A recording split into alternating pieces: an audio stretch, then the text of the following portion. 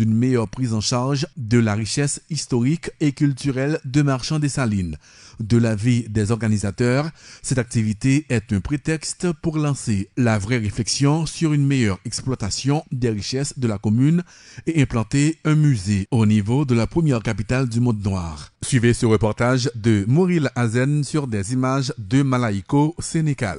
C'est autour du thème Tous unis pour la mémoire de Dessalines que la société civile de Marchand des Salines, en collaboration avec les autorités communales, ont organisé la première exposition sur le parcours du premier président d'Haïti, Jean-Jacques Dessalines. C'est par une cérémonie religieuse que l'événement a démarré en présence du délégué départemental de l'Artibonite, Herbie Dalancourt, le vice-délégué de Marchand, Wadner Joseph, l'entrepreneur Madsen Gachette, initiateur de l'exposition, et plusieurs dizaines d'écoliers. Une première dans la ville depuis 211 ans. Cette exposition de tableaux traduisant le parcours de l'empereur Jacques Ier est de l'avis de Wadner Joseph, vice-délégué de la ville, une initiative louable.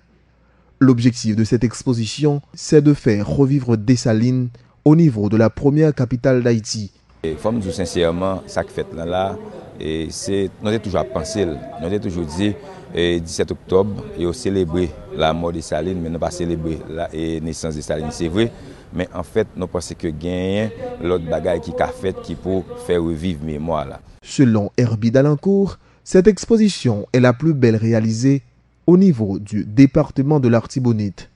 Et c'est une première exposition qui est faite sous Dessalines. Et pour ne pas trop exagérer, je pense que c'est une belle exposition qui est faite sur l'Artibonite. Donc nous sommes là pour nous encourager Timounio parce que l'empereur là, il n'a pas représenté les gens qui étaient violents.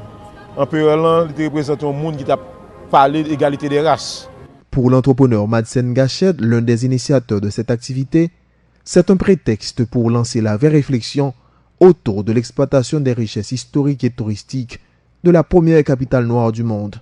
En effet, c'est ce qui a motivé notre démarche d'appuyer le conseil municipal de la ville pour la réalisation de cette exposition sur Dessalines, qui est, je l'avoue, un prétexte, un prérequis pour inciter les institutions sectorielles et transversales, telles que le ministère de la Culture, l'Institut de sauvegarde du patrimoine national, le Musée national, etc., et même d'autres parties prenantes, telles la Société d'histoire et de géographie, à nous aider dans l'implantation de musées sur l'empereur à Dessalines.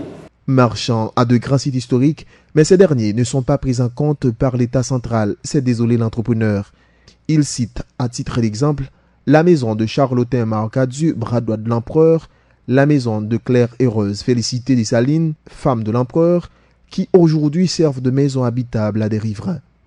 Pas un musée de Dessalines à Marchand, les sites sont banalisés. En clair, nous voulons instaurer un musée de Dessalines dans les villes. Il est une évidence que Marchand des Salines, la première capitale noire du monde, a beaucoup de potentiel historique et touristique.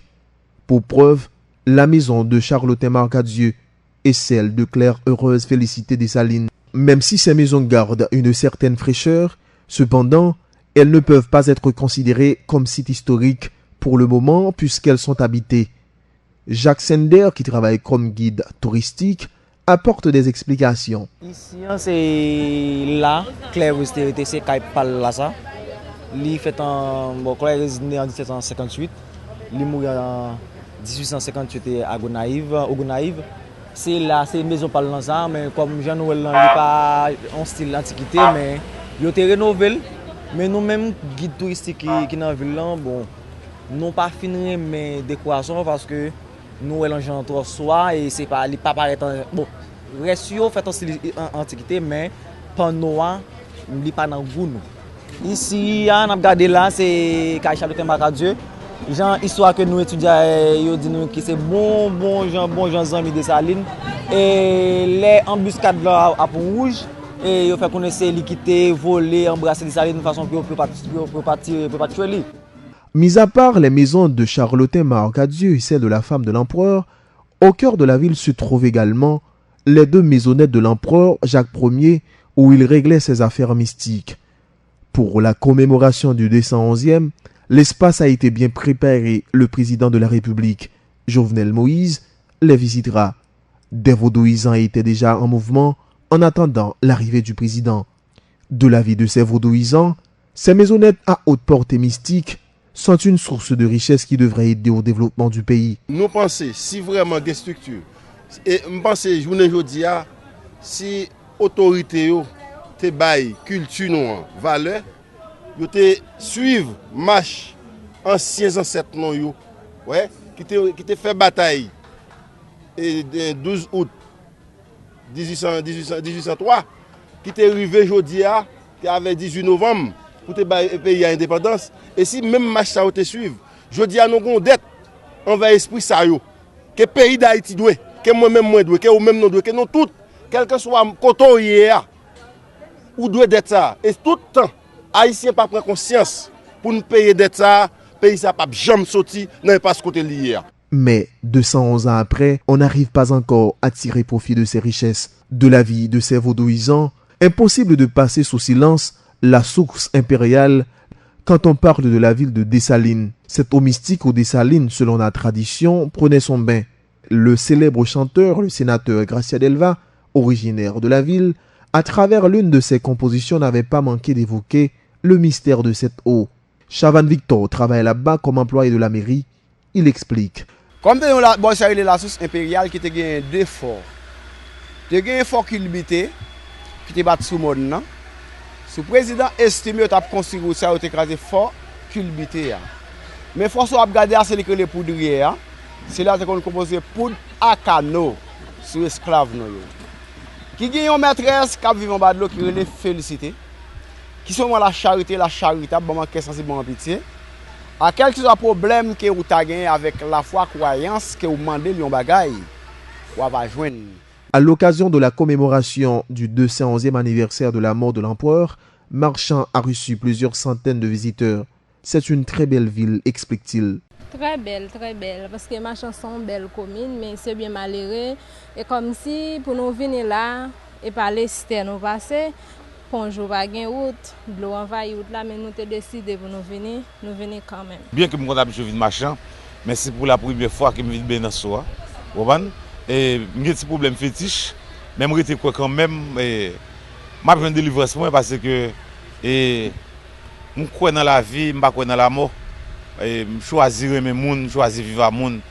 Comment arriver à faire de Marchand une vraie destination touristique à l'exemple de la citadelle La Ferrière? Voilà le plus grand rêve de Madsen Gachette. Et pour y arriver, le natif de Marchand des Salines pense que l'État doit s'engager aux côtés de la société civile qui s'est déjà engagée à fond pour honorer la mémoire de Dessalines, a conclu le propriétaire de l'hôtel Rayon de Lumière. Je termine mes propos tout en souhaitant que toutes les forces vives de la communauté se rangent derrière les autorités communales pour la matérialisation des projets les plus importants, comme celui de l'implantation d'un musée dans l'une des maisons qui appartenaient à des personnages historiques pour le développement socio-économique de la ville de Dessalines. Les historiens expliquent que le choix de mettre la capitale d'Haïti à Marchand était un choix très intelligent de la part de l'empereur. Environné de montagnes dans presque toutes ses façades, Marchand des Salines était l'espace géostratégique la plus idéale de l'époque. Dans les hauteurs des forts ont été érigés un peu partout en vue de protéger la capitale contre toute attaque. Aujourd'hui, la ville attire beaucoup de touristes. Comment arriver à instaurer un musée en mémoire du père fondateur de la nation aux retombées positives pour la commune? En voilà un rêve chéri par les vrais fils de la première capitale noire du monde. Un travail de Maury Lazen et de Malaïko Sénécal.